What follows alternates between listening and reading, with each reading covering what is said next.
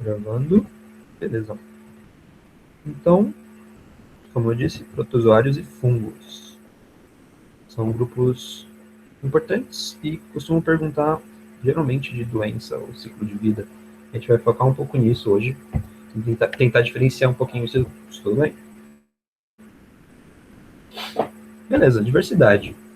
Semana passada vocês tiveram aula de bactéria, vírus, e viram esses dois domínios aqui, né? Domínio bactéria, domínio arqueia. Hoje a gente vai entrar no domínio eucária, então os organismos eucariontes. Quando a gente olha para essa imagem que sintetiza um pouco esses grupos, os três domínios, a gente vê que dentro de eucária existem alguns grupos. Protista, plantae, fungi e animalia. São os reinos, né? Que eram ditos anteriormente. Hoje a gente vai focar em protistas e fungi. Beleza? A primeira parte da aula vai ser sobre os protistas. Então a gente vai, primeiro, tentar entender o que forma os eucariontes, qual que é a definição deles, quais são as estruturas principais deles. Depois a gente entra em protista e fungi. Plantas e animais ficam para outras aulas. Essa imagem da direita, ela está mostrando o que tem dentro do grupo eucária, com mais detalhes. Então, os grupos de organismos dentro de eucariontes. Opa, passou sem querer. Dentro de eucariontes. Ok? Eucarionte, o que isso significa? Eles possuem um núcleo verdadeiro. Verdadeiro. Carionte significa carioteca, que é aquela membrana que protege o núcleo. Beleza? Então, eles têm um núcleo verdadeiro. Isso é uma das coisas que define os eucariontes. Eles têm algumas estruturas que os não eucariontes, os arqueia, as bactérias, os vírus, não têm. Beleza? Então a gente pode olhar e as mais importantes são essas aqui. Eu odeio essa caixinha que aparece no fim. Mas o núcleo, que dá o um nome aos eucariontes, que é a carioteca ao redor do material genético. Mitocôndria, que provavelmente vocês já viram na outra frente. E, quando isso aí, a gente vai ver cloroplasto. Cloroplasto, que está presente nos organismos fotossintetizantes, faz a fotossíntese. Beleza? Por que é importante, principalmente, essas três organelas? Primeiro, porque elas não têm nos outros grupos, e por conta de um processo que levou à formação dessas organelas.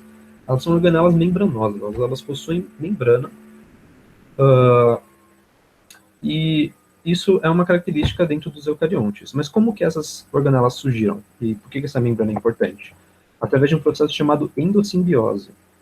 O núcleo a gente não vai discutir agora, mas provavelmente essa membrana é derivada da membrana externa, da membrana plasmática, presente numa célula eucariótica usual, beleza? E aí formou essa outra carioteca, essa outra membraninha interna protegendo o núcleo. Mas a gente vai falar da endossimbiose, principalmente de mitocôndria e cloroplasto. Como que a mitocôndria surgiu? A mitocôndria é uma organela que faz respiração. Ela pega o oxigênio para poder quebrar a glicose e poder utilizar a energia dela, beleza? Muitas bactérias fazem esse processo. Na própria membrana dessas bactérias, elas conseguem fazer esse processo de respiração e de fermentação. O que acontece é que uma célula eucariótica inicial, ancestral, antes de ter todos esses eucariontes atuais, uma ancestral que a gente não sabe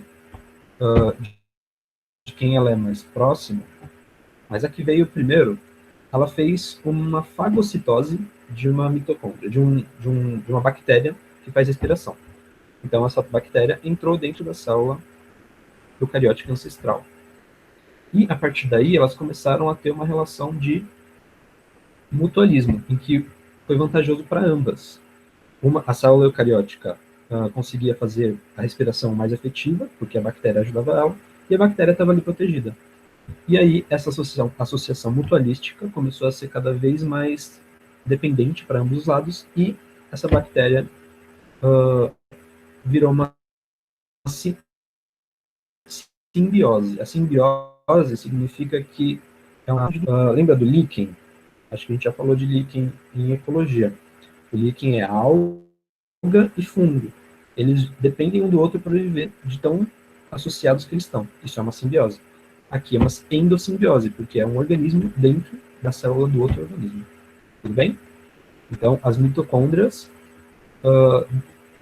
provêm de uma fagocitose de uma bactéria. Então, todo mundo que é eucarionte vai ter mitocôndria, que é uma bactéria ancestral. Tudo bem? Se estiver confuso, me avisa. O mesmo processo aconteceu com o cloroplasto. Depois que aconteceu com a mitocôndria, todos os eucariontes, a partir daí, todas as linhagens de eucariontes possuem mitocôndria. Então, aqui, ó, aqui embaixo são os não eucariontes, as arqueias e bactérias, e aqui em cima, protistas, animais, fungos e plantas, todos eucariontes. A partir daqui, todos eles possuem mitocôndria. Alguns deles tiveram uma outra simbiose com... e ao invés de fazer essa simbiose com uma bactéria que faz respiração, comum à outra que já tinha sido fagocitada, fizeram uma fagocitose de uma bactéria fotossintetizante, uma cianobactéria, como está representado aqui embaixo. Então, fagocitou uma bactéria fotossintetizante, ela estava ali dentro, protegida, dentro da célula eucarionte ancestral, e ainda assim estava fornecendo energia através da fotossíntese para ela. Então, essa célula eucarionte passou a ter uma organela fotossintetizante, que hoje a gente chama de cloroplasto. O mesmo processo aconteceu, formou uma simbiose, então é uma endossimbiose. Então, essas duas organelas membranosas provêm de uma fagocitose, de uma associação mutualística, todo esse processo. Tudo bem? Alguns organismos possuem cloroplasto e outros não. Todos possuem mitocôndria, mas só alguns tiveram cloroplasto. Essa discussão é bem interessante. Quem trouxe toda essa ideia foi uma cientista chamada Lynn Margulis, e ela é muito importante para a biologia. E se quiserem conversar sobre isso depois, tô dentro. Muito legal. Tá, beleza. Então, do que compõe um eucarioto. Mas quem são os protozoários dentro dos eucariontes? Protozoários são alguns organismos unicelulares, então são eucariotos unicelulares. Eles possuem uma diversidade de estruturas muito grande, então alguns possuem cílios. E nessa única célula, que por si só é um organismo que vive tranquilamente, possuem cílios para poder se locomover e poder chegar no alimento, crescer, reproduzir. Alguns possuem flagelos para poder fazer também locomoção, percepção do ambiente. Alguns possuem pseudópodes, como as amebas, essas projeções da membrana para ela conseguir se locomover. Outros possuem estruturas para poder acoplar em um organismo e conseguir sugar o alimento dele ali. Então, tem uma diversidade de estruturas de células muito grande. E assim elas conseguem, a gente consegue definir que existem muitos grupos de protozoários. Eles são heterótrofos. O que significa? Que eles não produzem o próprio alimento. Opa, então a gente está falando de eucariontes que não tiveram a associação com o cloroplasto, certo? Que não tiveram a endossimbiose de um cloroplasto. Eu vou colocar uma imagem aqui para ajudar a gente a conseguir observar isso. Então, eucariontes, todos esses. Os que estão com X não estão dentro do grupo dos protozoários. Esse X está indicando os animais e os fungos. Por quê? Porque eles são pluricelulares. Então, quando a gente olha para esses dois, a gente fala, pluricelular não é protozoário. Beleza? Os outros X estão indicando organismos que possuem cloroplasto. São organismos fotossintetizantes. São as plantas, que são esse grupo aqui, e as algas, que são, tem alga aqui, tem alga aqui, tem alga aqui e aqui. Então, essas que fazem fotossíntese, a gente chama elas de algas. E por mais que nas classificações antigas elas estavam dentro de protozoário, elas formam grupos bem distintos. Tem uma alga aqui, tem uma alga aqui, tem uma alga aqui. Então, falar que o grupo alga existe não é uma verdade. Mas a gente vai classificar algas como uma coisa só, que são os organismos fotossintetizantes, e na aula posterior, que vai ser só semana que vem, a gente vai descrever um pouco melhor como são essas algas e a relação delas com as plantas, a fotossíntese, tudo isso. Quando a gente estiver olhando só para protozoário, a gente vai ver só os organismos que não fazem fotossíntese, que são unicelulares, que dependem de encontrar um alimento para poder ter energia, não fazem o seu próprio alimento. E isso. E tem essa diversidade de estrutura que a gente viu antes. Eles não formam um grupo verdadeiro, igual as algas. Percebe que tem alga aqui, aqui, aqui. Não é um grupo só, não tem uma coisa que a gente fala, isso aqui é a característica que possuem todas e só, e não possui nenhum outro organismo. A gente não consegue falar isso nem para as algas, nem para esses protozoários. Porque a gente fala, eles são eucariontes, mas eucariontes a gente também está englobando animais e fungos. Então, antigamente, olharam para esses organismos que eram unicelulares e falaram, olha, eles são protozoários, é um grupo só. Mas agora a gente está vendo que eles não são um grupo só, eles são vários grupos. Tudo bem? Um deles é muito mais próximo da gente, que é as amebas, do que plantas, do que ciliados. Tudo bem? As amebas estão bem aqui. E a gente está aqui, os animais. Tranquilo? Deixa eu ver se não tem nada no chat. Simbiose é junção. Simbiose é dependência, é uma junção de dois organismos que estão dependentes um do outro. Beleza? Se você separar a alga e o fungo de um líquen, eles não conseguem mais viver por si só. Eles são uma simbiose, dependem do outro. Beleza, vamos seguir.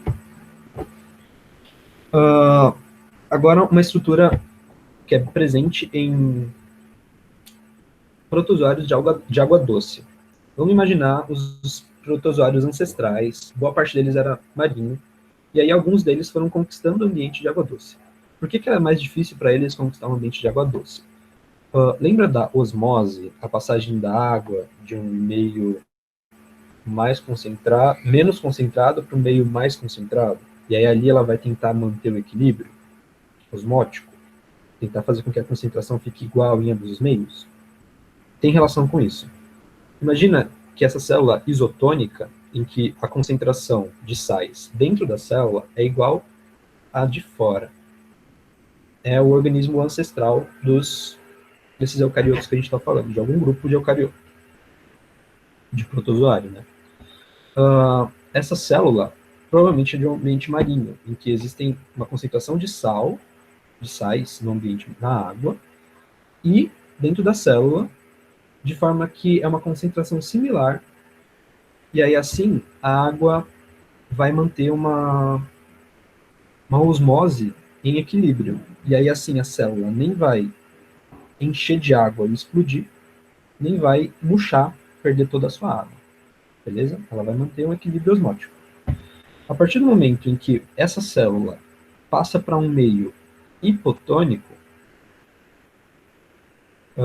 em que ela está mais concentrada do que meio externo, então essa célula que está acostumada a ficar no ambiente marinho passa para um ambiente de água doce, que tem menos concentração de sal,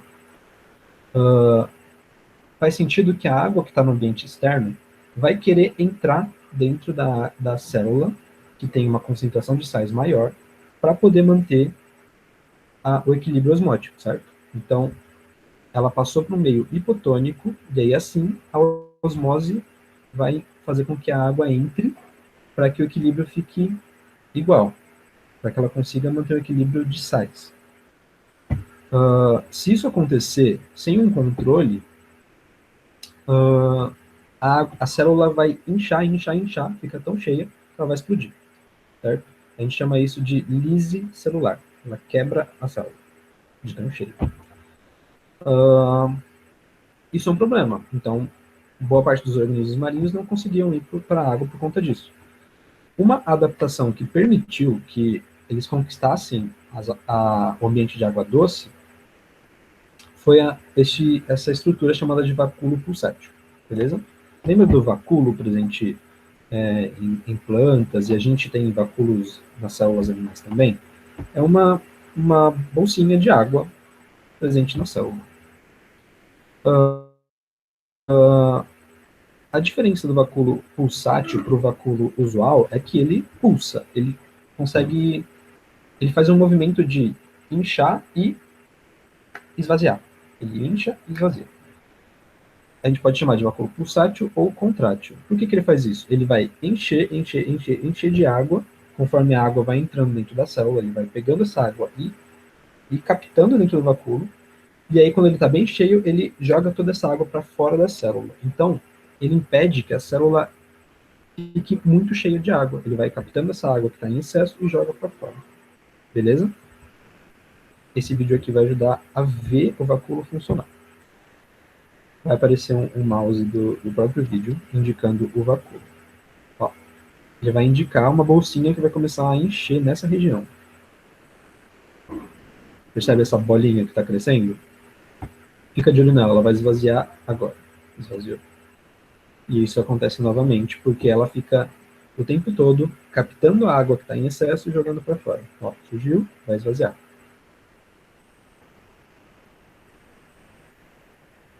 Esvaziou. Beleza? Esse é o vacúolo pulsátil. Costumo me perguntar bastante dele. Se não ficou claro, me avisem que a gente tenta destrinchar um pouco isso melhor. Eu vou ver o chat. Por enquanto nada, então acredito que está tudo bem. Vamos seguir. Principais grupos de protozoários. Aqui a gente está vendo todos os eucariontes, mas a gente não está falando dos eucariontes, a gente está falando de alguns grupos dentro de eucariontes. Então a gente vai excluir animais e fungos, a gente vai excluir plantas, algas, todos os organismos fotossintetizantes.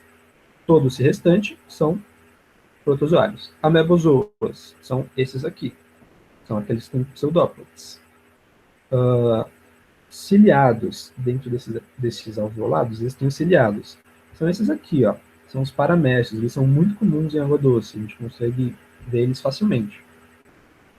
Dinofita. Aqui também é uma alga, então eu devia ter colocado um X aqui. Quando tem fita, ó, Bacillariofita, Alfeofita, esses são... Quando tem fita, significa que é um organismo fotossintetizante, então vai estar dentro de alga. Beleza? Mas eu coloquei aqui, ó, essa daqui é uma diatomácea, ela faz fotossíntese, essa daqui é uma outra alga, dessas que aparecem em lago, em aquário. Então, esses são dois grupos de algas, a gente não vai ver eles hoje. Tá vendo só os protozoários. Oomicetos é um grupo de protozoário que era muito confundido com os fungos. Os fungos estão aqui, né, bem do lado dos animais.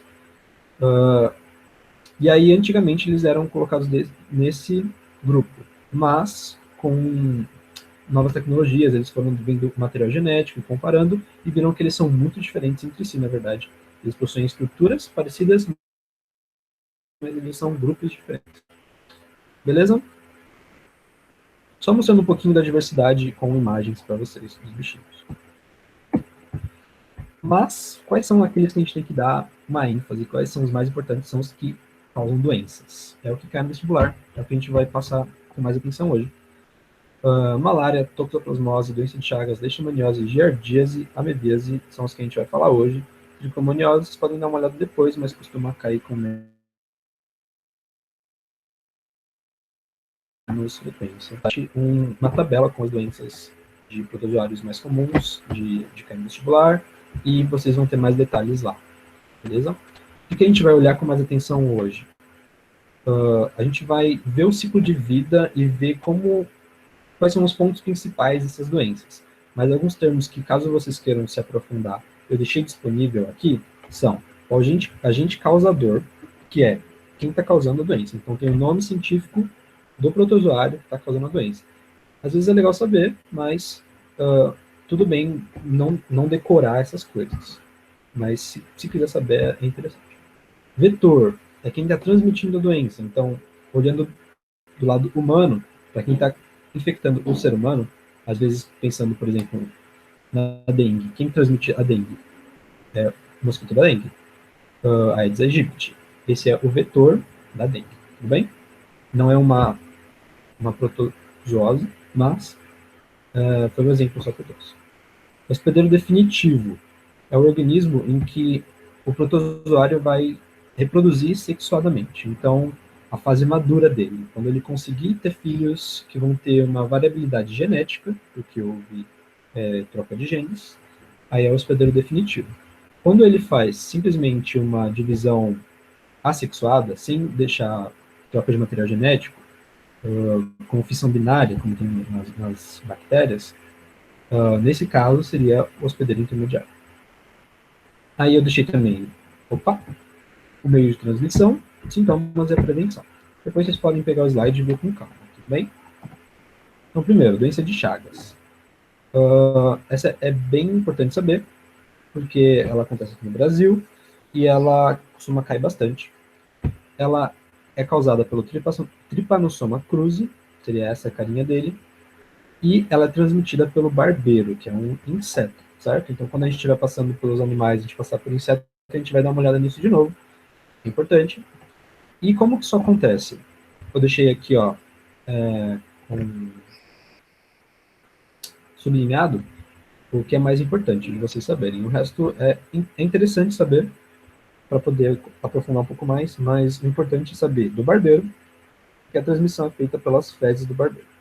Eu deixei aqui também sublinhado o nome científico para enfatizar que quando vocês escreverem o nome científico, deixem em itálico, ou assim, ele tombadinho para o lado, ou sublinhado para você deixar enfatizado que é um nome científico. É um costume, é uma regra da nomenclatura binomial, que é o que a gente utiliza para nomear as espécies.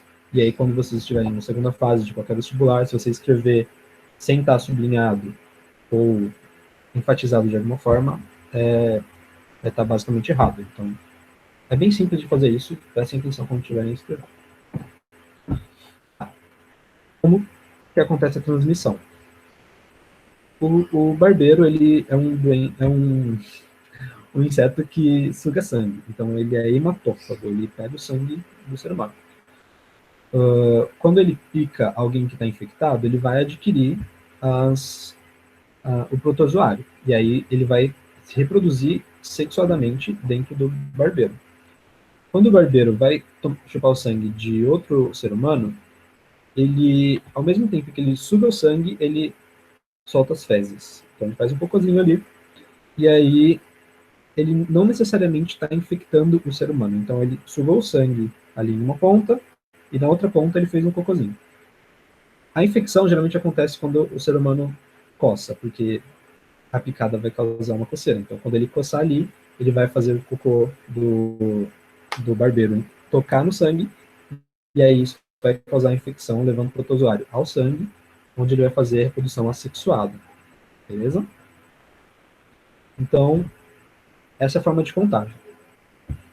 E aí o ser humano vai ter a forma assexuada reproduzida lá dentro, e quando o barbeiro for picar novamente, ele vai se infectar com o protozoário. Bem simples, bem tranquilo. Esse é bem característico, fácil de lembrar, tem um cocôzinho, bem tranquilo de lembrar.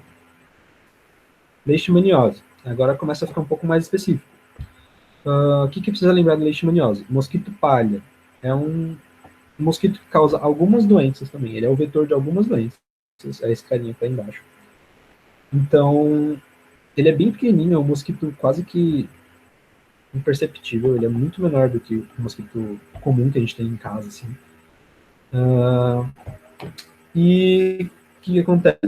É o mesmo processo, basicamente, só que não é passado pelo cocôzinho. Tipo, quando ele está picando, os protozoários que estão ali dentro de um mosquito infectado vão passar do aparelho bucal do inseto para o sangue humano, ou de outros mamíferos. Então, aqui é não só humano, mas de outros mamíferos. E aí ele vai ir para uma célula do sistema imune, que é um macrófago, que é essa célula azul. Ele se reproduz nessa célula e aí vai deixar os descendentes quando no corpo humano, quando o mosquito palha vai picar o ser humano, ele pega esses e começa a se reproduzir lá dentro do mosquito e o ciclo se repete. Beleza? Tranquilo também. Basiliensis é o nome da espécie e acho que isso é o mais importante. Toxoplasmose.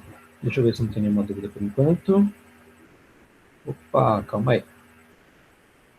Rafael falou, isso é uma árvore filogenética. De quando você estava falando? Vamos voltar. Aqui, desse slide que você estava falando, Rafael,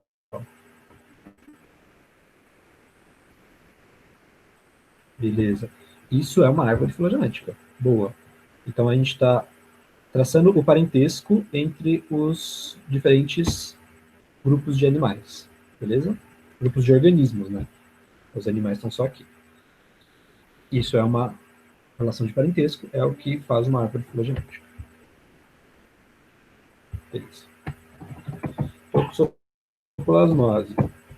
Aqui estamos.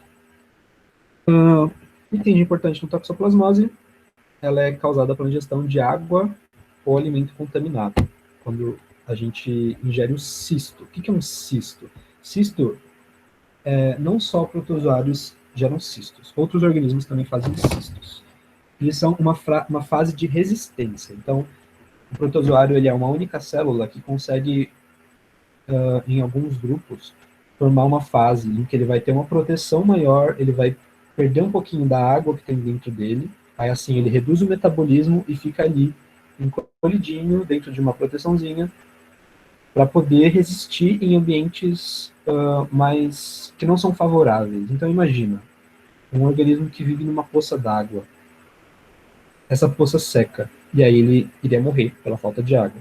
Quando ele se divide e forma cistos, esses cistos conseguem sobreviver quando não tem água, quando não está favorável. E aí, quando o ambiente está favorável de novo, esse cisto vai liberar, vai se transformar novamente, ou vai tirar essa cápsula de proteção e vai permitir que o organismo consiga viver no ambiente que agora está legal para ele, beleza? Isso é um cisto. A gente vai ver isso aqui, vai ter de novo em outros organismos. E aí, quando a gente ingere os cistos do Toxoplasma gondii, a gente vai ter essa infecção. E é importante também que acontece a toxoplasmose congênita, que quando uma mulher está grávida, o seu filho também vai ter o toxoplasmose no seu sangue, isso pode trazer diversas complicações. Ciclo de vida. O hospedeiro definitivo é um gato. Os gatos são hospedeiros definitivos. Gatos são carnívoros. Então, quando o gato ingere a carne contaminada de algum animal, pode ser de um rato, pode ser de outro organismo que ele encontrar, pode ser o que for, vai infectar o gato. No trato digestivo do gato acontece a reprodução sexuada, onde vai ter a formação de descendentes com variabilidade genética. E aí, quando ele faz um cocôzinho, vai estar lá os cistos. Os cistos vão estar nas fezes do gato. Muita coisa pode acontecer com as fezes do gato. Então vai estar pela terra, vai estar em locais onde pode ter plantação de alimentos. E aí, consequentemente, outros animais podem ingerir esses cistos que estão pela terra, como uma galinha, imagina, ela está bicando no chão, bicou ali, teve um cisto, já era, infectou. Ou pode estar numa verdura, e aí está numa couve, por exemplo, mal lavada, e aí a gente ingere e está ingerindo o cisto, vai ter problema. Beleza? Então a gente pode ingerir tanto por algum legume que está mal lavado, quanto por ingestão de alguma carne que tenha o cisto. Então, imagina que um boi comeu um cisto, ele se reproduziu e está lá nos músculos dele. Então, se a gente come esse músculo, tipo, uma parte de um boi, sem estar muito preparada, quando ela está mal passada, ela tem chance de ter os cistos lá dentro ainda. Por isso que é recomendável que não se coma carne mal passada. Não só por conta da toxoplasmose, mas por conta de outras doenças que a gente vai ver mais pra frente por vermes, beleza? E aí o gato come carne, volta o ciclo tudo novamente. Bem intuitivo. Malária. Plasmodium sp. O que significa esse sp? Significa espécie. Quando a gente tem esses dois nomes, a gente está falando do gênero e da espécie, certo? Quando a gente coloca o SP, significa que a gente não está falando especificamente só de uma espécie, a gente está falando de todo o gênero. Então, todo o gênero Plasmodium, que é desse protozoário, causa a malária.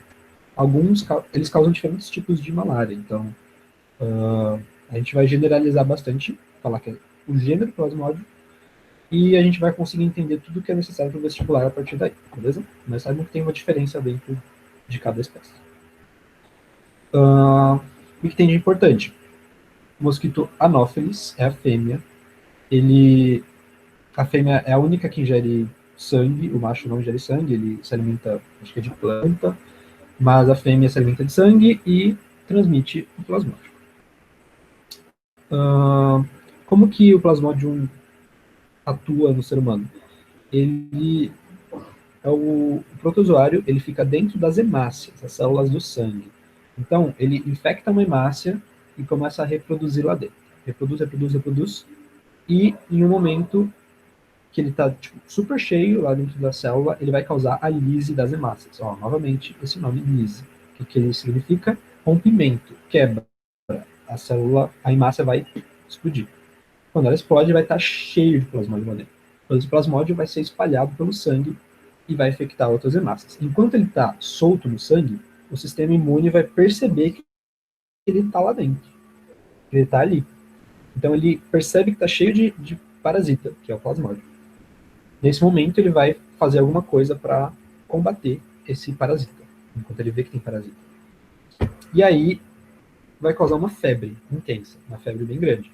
E é o que a gente chama de febre terçã ou febre quartã. Por que febre terçã ou febre quartã?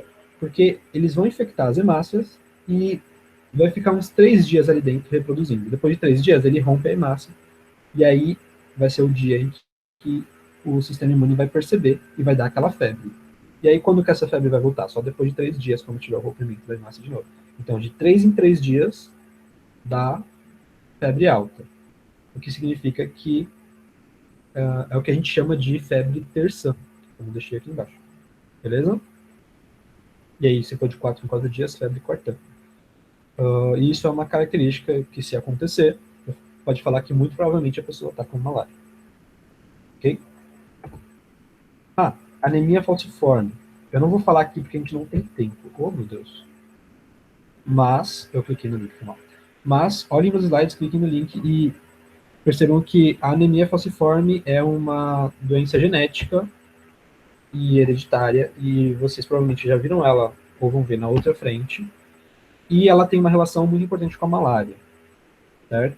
As hemácias são diferentes, e assim a pessoa é um pouco mais resistente à malária, beleza? Se você for estudar alguma coisa de biologia, de biológicos, e tiver coisas específicas, aprofunda um pouquinho sobre a anemia falciforme e a relação dela com a malária. Eu acho que é interessante para você. Ciclo de vida, o parasita foi lá, picou o ser humano, o plasmódio vai até o fígado, que é onde tem a produção de hemácias, é ali onde ele realmente fica, infectar as hemácias, e quando um outro mosquito que está com malária, vai sugar algumas hemácias com plasmódio. Amebíase e giardíase, são duas protozoas diferentes, mas são muito semelhantes no modo de infecção. Então eu trouxe elas aqui juntas, mas uma histolítica, é uma ameba. Essa ameba está sem os pseudópodes, mas ela tem uma proteçãozinha, mas ela possui os mesmos pseudópodes que todas as amebas. Giardia lamblia causa giardíase, beleza? É esse com vários gelos. Ok. De importante deles também são causados por um elemento contaminado, o que faz a gente imaginar que também tem cocô envolvido. Ciclo de vida. Vamos olhar essa aqui. Ingere o cisto, ela vai reproduzir lá dentro. O ser humano fez o cocô, fezes no ambiente, ambiente que não tem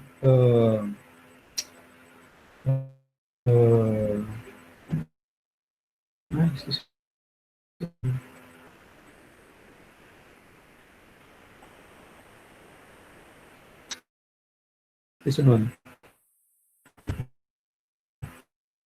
Pouco saneamento básico, às vezes não tem muita condição e, e, e aí a gente não tem direito com fezes que a gente corre para o ambiente com. Então, cistos são geridos, reproduzem, vão pela fezes, e aí as fezes vão para o ambiente. Se o cisto surge no alimento, a pessoa vai contrair a amebíase ou a giardíase, é o mesmo processo. Bem? Beleza. Ó.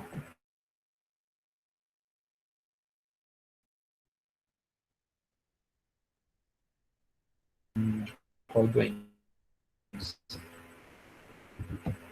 Amebíase, giardíase, malária, catoplasmose.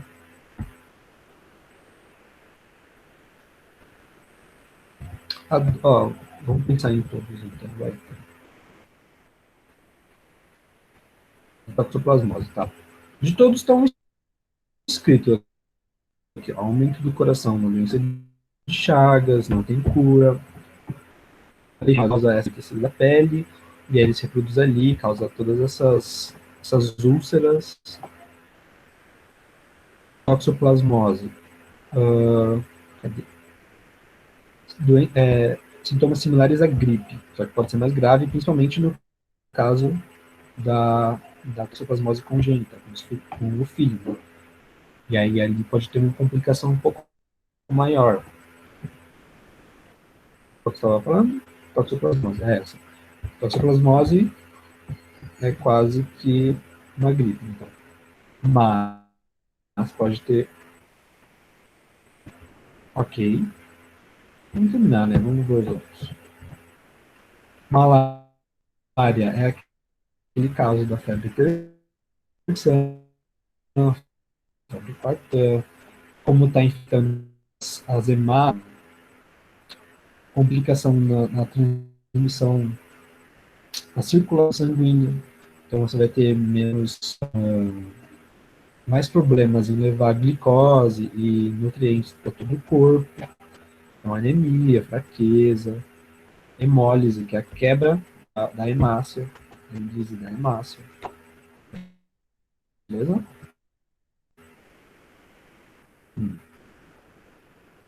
Giardíase acaba aqui, fortes cólicas abdominais e fezes mucosas e sanguinolentas. Você está carregando um pouco de sangue das feridas que estão ali no trato digestivo e com o que está saindo para poder tentar se defender desses organismos. Né? Beleza? Quem desenvolve o filho? Voltamos para toxoplasmose. Sim. Para as pessoas, geralmente vai estar causando uma gripe meio comum. Às vezes pode ser um pouco mais grave dependendo da pessoa. Mas, quando a mãe tem um filhote, um filho, ele vai estar lá na placenta e está dependendo de tudo que a mãe passa para ele, certo? Se a mãe está contaminada com toxoplasmose, ela já vai, consequentemente, dependendo do filho precisa, certo? Então o feto já vai ter dificuldade nisso. E ainda assim ele vai estar infectado com toxoplasmose, vai atrapalhar o desenvolvimento dos seus tecidos, de tudo o que forma o seu corpo. Então isso pode causar certas complicações no bebê.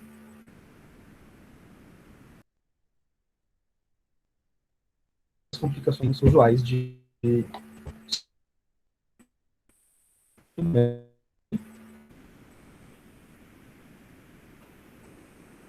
terminamos protozoários. Mais alguma pergunta? A gente vai passar para fungos. Tudo bem? Se vocês estiverem muito perdidos, me avisem. Eu fico meio perdido no que eu estou falando às vezes. Se alguma coisa estiver travada, me avisa. Vamos seguir então. Fungos. Vamos falar de fungos. Fungo é um grupo de eucariontes também. Então, eles possuem mitocôndria, eles não possuem cloroplasto, mas possuem o núcleo, que é o que define os eucariontes. Tudo bem? Como a gente conversou mais Eles podem ser uni- ou pluricelulares. Alguns são uma única célula que vai formando uma colônia, vai conquistando ali um ambiente. Outros formam um corpinho, como os cogumelos, orelha de pau. Vamos olhar para essa diversidade aqui. Ó. Eles podem ser bolores, quando a gente deixa uma comida estragando e forma aquela camada nojenta, é um bolor. Então, isso aqui é um fungo. Mofo, quando a gente olha para o teto do banheiro e está uma coisa preta crescendo, assim, é mofo. Eles estão usando da umidade do banheiro, que é bem úmido, e do que tem na parede, assim, de pouquinho de nutriente que tem na parede, eles vão crescendo. Levedura. A levedura é utilizada, por exemplo, para fazer pão, para fazer cerveja. Eles fazem uma fermentação do açúcar e assim liberam ou um gás e aí permite que o pão cresça, ou liberam, faz uma fermentação alcoólica e liberam um pouquinho de álcool, e aí, assim, alguns, por exemplo, algumas cervejas são feitas. Cogumelos, então, quando a gente vê um cogumelo, tá no fundo. Orelha de pau, é um tipo de cogumelo também. É isso que cresce, geralmente, quando a gente vê um tronco morto, a gente consegue ver isso. Se a gente tivesse presencialmente na USP, a gente poderia fazer um rolê, assim. E aí a gente passaria em algumas partes ali perto da Fufeleste, a gente consegue ver alguns, alguns orelhas de pau, alguns cogumelos também. Bem interessante. Eu acho esse grupo muito interessante, muito bonito e muito curioso. Eles são heterótrofos também. O que isso significa? Eles não produzem próprio alimento, dependem de consumir outras coisas. Como eles fazem isso? Eles não têm um trato digestivo ou qualquer coisa parecida.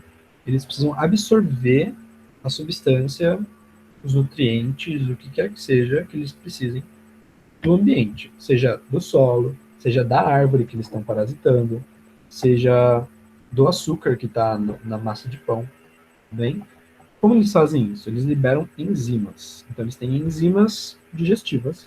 Ele vai liberar no ambiente e assim essa enzima vai quebrar as moléculas da matéria orgânica e assim eles vão conseguir absorver os nutrientes, tudo bem? Então é uma digestão externa, beleza? Ok. Substância de reserva, glicogênio. A gente tem glicogênio também, mas às vezes costumam perguntar qual que é a substância de reserva. Não sei porquê, mas pergunta. Glicogênio. Parede celular de quitina, que é um tipo de açúcar também. Mas quitina é interessante de saber porque ela está em alguns lugares. Assim. Ela está na parede celular, então eles possuem essa parede celular, só que parecida com a das plantas, parecida com a das bactérias, mas ela é feita de quitina, certo? Então, essa quitina, é interessante saber que ela está presente aí nos fungos, ela está presente também no exoesqueleto dos insetos. Quando a gente estiver passando por insetos, a gente vai ver isso também. Mas nem bem da síndrome de quitina está presente em ambos, beleza? Ok, próximo. Estruturas. Eu não vou aprofundar muito aí, mas vou mostrar as estruturas principais. Eles vão ter uma estrutura reprodutora, que quando a gente olha para o cogumelo, ele é a estrutura reprodutora. E uma estrutura vegetativa. Quando a gente fala de tecido vegetativo, pensando naquele que consegue deixar, que é responsável por deixar descendentes, por fazer esporos, gametas, ou aquele que é responsável por crescer o organismo. Então, por exemplo, nossa mão é um tecido vegetativo, ele não é importante para deixar descendentes. Agora, as gônadas, o tecido que é responsável por criar os gametas para fazer o óvulo, são produtivos, tudo bem? No fungo, a única diferença é que o cogumelo é um tecido reprodutivo, mas não só ele. Em alguns fungos, esse tecido reprodutivo, ele não é grande, ele é pequeno. Quando a gente olha para o bolor, por exemplo, para isso aqui, essa parte que está fora do pão é o tecido reprodutivo. Ele vai ser responsável por soltar os esporos para poder ele se reproduzir em outro lugar. Dentro do pão está cheio de tecido vegetativo, que a gente chama de micélio. Então, por mais que a gente pegue um pão embolorado, tire essa parte de bolor, por dentro do pão ele está cheio de micélio, que é essa parte vegetativa. E é isso daqui, que é basicamente microscópico, é bem difícil de ver. Em alguns até dá para ver, mas geralmente é microscópico. Tudo bem? Tecido vegetativo, tecido reprodutivo, a gente chama isso de micélio ou de hifas. As hifas são essas, cada um desses raminhos que formam o micélio. As hifas podem ser septadas ou cenocíticas. Isso é aprofundar bastante, mas é bom vocês saberem que uma hifa septada, as células vão estar diferentes uma da outra, elas vão estar com o seu formatinho. Numa hifa cenocítica, é como se as células se juntassem, e aí os núcleos da célula ficam espalhados ali naquela estrutura. Então é uma célula que foi se juntando na outra e formando esse aglomerado de células que é uma coisa só. Tudo bem? Eu trouxe porque podem perguntar, é mais difícil de perguntar. Né? Geralmente, numa prova particular, eles podem perguntar.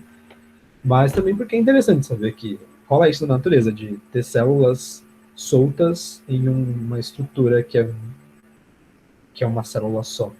Muito louco, muito louco. Reprodução. Eu acho que essa parte aqui é bem importante, é uma parte bem importante, não só em fungos, mas para poder entender ciclos de vida, que é uma coisa que podem perguntar. É um nome meio chato, meio decoreba, mas a gente vai aos poucos tentar entender isso. Fungos. Esporos. Eles liberam esporos. Então, o cogumelo, parte A, vai divisão do seu material genético. Ele não tem uma cópia. Então, quando a gente olha para um cogumelo, ele é haploide. Quando a gente olhar para o núcleo dele, vai ter lá somente um gene de cada tipo. Quando a gente olha para o nosso, a gente é diploide, certo? Tem uma cópia quando a gente é adulto. Tem uma cópia, então a gente vê dois genes do mesmo tipo. Quando eles vão fazer os seus esporos para poder reproduzir e liberar para o ambiente, eles vão fazer a junção desses núcleos para formar um núcleo de 2N. E aí, rapidamente, a meiose desse núcleo, desse zigoto, para poder formar o esporo que é N, que é haploide novamente. E aí, esse esporo vai fazer mitose, vai se dividir e vai formar o cogumelo novamente. E esse ciclo se repete, tudo bem? Então, a maior parte do tempo, um fungo é haploide. Beleza? Isso tá claro? Se não estiver claro, me avisa. Isso é importante. Cogumelo, maior parte do tempo, haploide. Por que isso é importante? Porque quando a gente fala de ciclo de vida, a gente tem que entender qual que é a parte predominante, se geralmente ele é haploide ou diploide. Quando ele tem somente uma parte predominante, ele ou é haploide ou é diploide. No nosso caso, o predominante é diploide, certo? A gente tem 2N. A gente é haplobionte diplonte. Então a gente é uma única fase, uma única fase dominante, predominante, que é haplobionte, isso significa que só tem uma única fase, e ela é diplonte, ou seja, essa nossa fase predominante, ela é diploide. No caso dos cogumelos, eles são haplobionte, ou seja, tem uma única fase predominante, que é essa daqui, que dura bastante tempo, e ela é haploide, então a gente chama de haplobionte aplonte, porque ela tem somente um N. Um N. Beleza? Qual que é a outra parte diferente disso? São organismos haplodiplobionte ou só diplobionte, mas atualmente só se chama de diplobionte, mas os dois nomes podem aparecer. Isso a gente vai ver nas plantas e nas algas. Por que é diplobionte?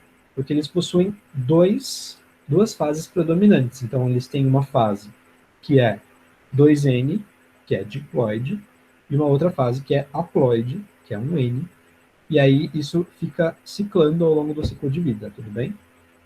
A gente vai detalhar isso depois. O importante é vocês terem em mente que os fungos são aplubionte, aplonte. Enquanto isso é importante. Como que é mais fácil de lembrar? Pensa sempre na meiose.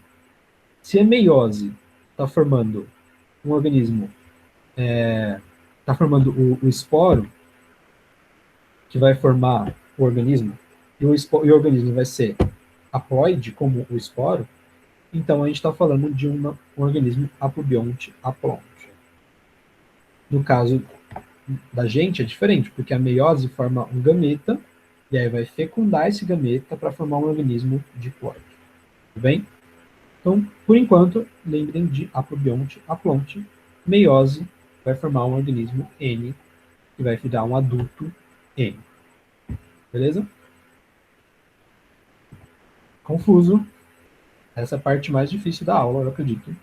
Mas eu tentei destrinchar um pouquinho, porque a gente vai ver isso mais para frente em animais e em plantas. Ok? Último slide, para terminar.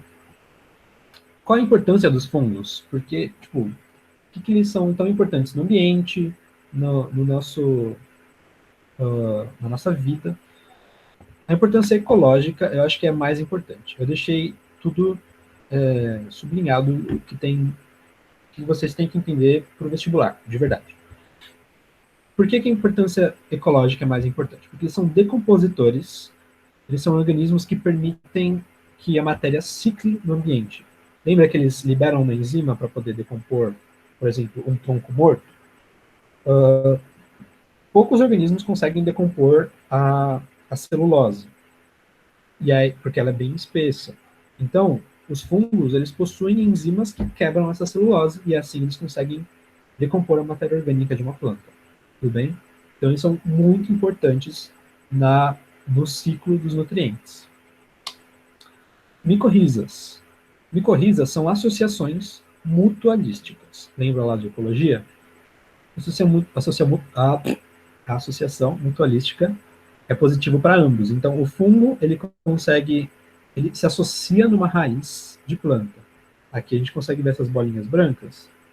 São fungos em uma raiz de uma planta. Percebe toda essa parte mais branca espalhada? É as hifas de um fungo. Então, ele permite que a raiz da planta consiga acessar coisas mais distantes, como a água, nutrientes, e também ele consegue pegar um pouco do açúcar que é liberado pela planta. Então, é positivo para ambos. A gente chama essa associação de micorriza. Ok? Líquens. Líquens, a gente já falou também em ecologia. É uma associação simbiótica, mutualística também, entre uma alga e um fungo. Pode ser uma alga ou pode ser uma bactéria fotossintetizante também, mas é mais comum ser de alga. O fungo protege a alga e a alga libera um pouco de açúcar para o fungo. Ambos conseguem ficar bem. Alguns deles são simbióticos e eles dependem um do outro, outros são um pouco mais tranquilos. A importância dos líquens também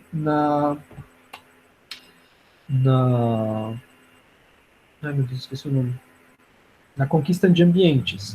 Lembra de rochas nuas? Para que uma rocha nua consiga ter uma sucessão ecológica, um líquen é o organismo que consegue estar presente numa rocha, e aí ele vai liberar algumas enzimas que vai quebrar um pouco a rocha, permitindo que ela quebre e forme o solo, certo? Então, sucessão ecológica, os líquens são pioneiros em rochas nuas. Isso é importante também. Tá vendo? A importância ecológica de fungos é gigantesca. Econômica também, pra gente, assim. A gente come muito fungo, não só shimeji e aqueles fungos, aqueles cogumelos que a gente come inteiro. Esse é um tipo, mas muitos outros fungos a gente come também. Lembra que eu falei da fermentação do pão? A gente usa levedura, aquele fermento vivo. Existe o fermento químico e o fermento biológico. O fermento biológico é um fermento vivo, é fungo. A gente coloca fungo na massa de pão e ele vai consumir o açúcar, ele fica lá durante umas 12 horas só para o pão poder crescer. beleza? Esse é o fermento biológico. Eu disse antes também que cerveja é feita assim, fermentação alcoólica. E ela também, os fungos também são importantes de uma forma negativa. Eles causam muitas doenças em plantas. Então, quando a gente tem uma monocultura, uma plantação de soja muito grande, por exemplo, ela está suscetível a ter doenças de bactérias, pode ter parasitas de insetos e coisas predando a planta, mas também pode ter um fungo que seja negativo para ela. Então, existem fungos bons, como as micorrizas, bons que eu digo do ponto de vista de sobrevivência da planta, e existem fungos que são maléficos para a planta, que causam algumas doenças. Para a gente também tem fungo que causa doença. Tem micose, tem aquele pé de atleta, candidíase, também é causada por fungo. Existem alguns fungos que liberam os seus... que vivem em cavernas, e aí quando eles liberam os seus esporos para poder reproduzir dentro dessa caverna, se a gente estiver próximo e entrar nessa caverna e conseguir respirar esse esporo, ele pode crescer dentro do nosso pulmão. Então, alguns fungos de caverna podem causar doenças bem perigosas e isso não é tão famoso, não é tão recorrente, mas eu estou compartilhando essa informação com vocês. Ela é importante na pesquisa também. Biorremediação, por exemplo, às vezes uma associação importante entre o fungo e uma planta impede que outro parasita infecte aquela planta. Então, às vezes, para que uma bactéria ou um vírus muito nocivo para a planta não infecte aquela planta, já coloca-se algum fungo que seja positivo para impedir que a planta morra. Isso o que chama de biorremediação, certo? Quando a gente utiliza um organismo para poder controlar uma população ou poder utilizar no meio agrícola. Beleza? Também foi feito quando você tem, sei lá, um inseto que come muito de uma planta que você quer cultivar. Então você espalha naquele ambiente um fungo que parasita esse inseto. Isso existe também. E aí, assim, você consegue controlar a população de insetos. E antibióticos. Muitos fungos conseguem liberar substâncias que impedem o crescimento de bactérias, por exemplo. E aí, vendo isso, pesquisadores isolaram essa substância e uma delas, por exemplo, a penicilina, que é um antibiótico e é bem importante no mundo. E muitas outras pesquisas são feitas com substâncias liberadas por fungos, beleza? Era isso, gente. Eu tinha para passar para vocês. Pergunta. Então, as micorrizas seriam relações simbióticas mais específicas de fungos com árvores. Quase. Vamos deixar claro a diferença entre uma relação simbiótica e uma relação mutualística. A relação mutualística é positiva para ambos, mas eles conseguem viver separados. Então, no caso das micorrizas, o fungo consegue viver numa boa sem a planta. Beleza?